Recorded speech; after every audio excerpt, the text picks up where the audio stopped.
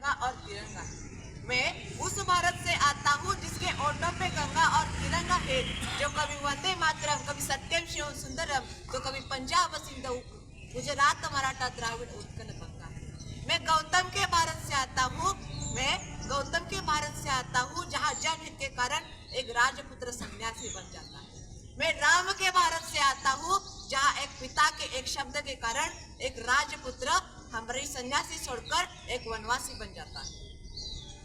आदरणीय व्यासपीठावर उपस्थित सर्व गुरुजन वर्ग आणि माझ्या मित्र मैत्रिणींनो, सर्वांना नमस्कार. मी प्रणववाले इयत्ता 8वी मधून बोलते.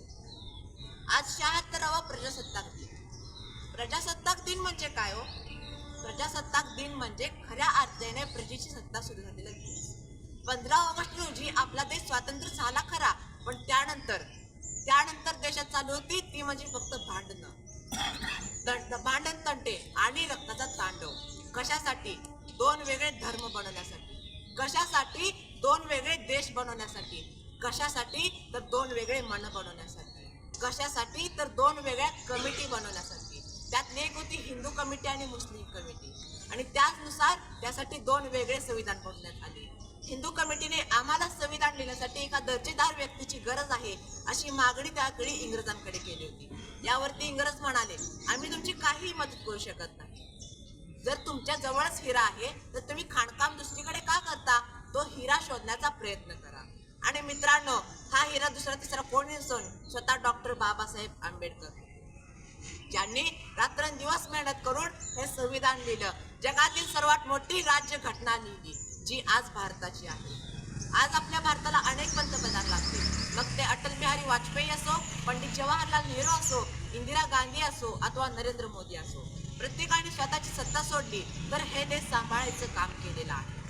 अटल बिहारी वाजपेयी म्हणले होते, ये भारत कोई भूमि का टुकड़ा नहीं है, ये भारत कोई भूमि का टुकड़ा नहीं है, जीता जागता राष्ट्र पुरुष है. जिएंगे तो इस भारत के लिए और मरेंगे तो इस भारत के लिए, और मरने के बाद भी गंगा जल में हमारे अस्थियों को कोई कान लगाकर सुनेगा ना, तो एक ही आवाज आएगी, भारत माता की जय. मित्रांनो, मध्यंतरी रशिया आणि युक्रेनचं युद्ध चालू होते.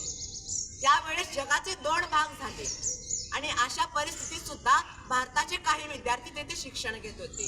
जगाचे 2 भाग झाले असताना सुद्धा भारताचे पंतप्रधान माननीय श्री नरेंद्र मोदी यांनी रशिया आणि युक्रेनला फोन केला, तुमचं युद्ध थांबवा, आम्हाला याच्याशी काही घेणं देणं नाही, आम्हाला आमचे विद्यार्थी सुखरूप पाहिजे. मित्रांनो, तब्बल ते 24 तास युद्ध थांबलं होतं, आणि परिस्थिती अशी झाली होती की पाकिस्तानचे विद्यार्थी सुद्धा हातात तिरंगा घेऊन भारत माता की जय अशी घोषणा करत बाहेर पडले. ही आहे माझ्या देशाची महती. साल 1991 साली भारतावर इतकी बिकट परिस्थिती आली की भारत अक्षरशः कर्जबाजारी झाला. कर्जाच्या बाबतीत भारताचा जगात 3रा क्रमांक लागला. आणि यावेळेस भारताचे अर्थमंत्री होते डॉक्टर सिंग, आणि त्यांनीच या देशाला सावरलं. भारताचे सगळे सोने घेऊन स्वित्झर्लंडच्या एका बँकेत गहाण ठेवलं, आणि काही विदेशी मुद्रा कर्जाच्या स्वरूपात भारतात आणल्या. मित्रांनो, सोने की चिडिया या नावाने ओळखले जाणाऱ्या या भारत देशाने ही परिस्थिती पाहिली आहे. आतापर्यंत ह्या भारताने खूप काही सोसले आहे. तिथून आजपर्यंतचा प्रवास म्हणजे 3 नंबरला असणारा देश, कर्जाच्या बाबतीत 3 नंबरला असणारा देश आज इतकी मोठी भरारी घेतोय की आज भारताची राज्यव्यवस्था ही 3री राज्यघटना आहे. अख्ख्या जगात भारताचा 3रा क्रमांक लागतो. चीनच्या नंतर जरी भारत असला तरी पुढील काही वर्षात भारत चीनच्याही पुढे जाणार आहे याची मला खात्री आहे. कारण चीन हा वृद्धांचा देश आहे आणि माझा भारत देश हा एक तरुणांचा देश आहे. फक्त क्षेत्रफळाने कोणी राजा बनत नसतो, खरा राजा बनायला लागते बुद्धी, जी फक्त भारताकडे आहे. म्हणूनच मी म्हणालो, आपला भारत देश सुद्धा पुढेच जाणार आहे, आणि हे सुद्धा आपल्यालाच करायचे आहे. कारण हा उंच हिमालय माझा, हा विशाल सागर माझा, त्या गंगा यमुना शेती धरती बाग बगीचा माझा, अभिलाषाच्या करिता कोणी नजर वाकडी करिता. आणि जर या देशाच्या संपत्तीकडे, ह्या देशाला पुढे नेणाऱ्या गोष्टींकडे जर कोणी वाकड्या नजरेने बघितलं ना, तर त्यांचे डोळे हातात काढून द्यायची हिंमत आपल्याला. माझ्या बंधू आणि भगिनींनो, हा नवीन भारत देश आहे. ह्याच्याकडे कोणीही वाकड्या नजरेने बघू नका, कारण पुन्हा सांगतोय, हे नया हिंदुस्तान है, ये घर में घुसेगा भी और मारेगा भी.